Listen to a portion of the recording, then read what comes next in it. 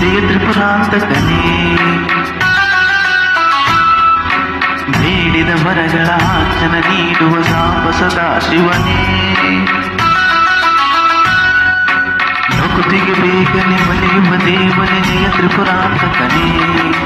ಬೇಡಿದ ವರಗಳ ಆಚನ ನೀಡುವ ಸಾಂಬ ಸದಾ ಶಿವನೇ. ಜಯ ಜಯ ಶಂಕರನೇ, ಜಯ ವಿಶ್ವೇಶ್ವರನೇ, ಜಯ ಜಯ ಶಂಕರ.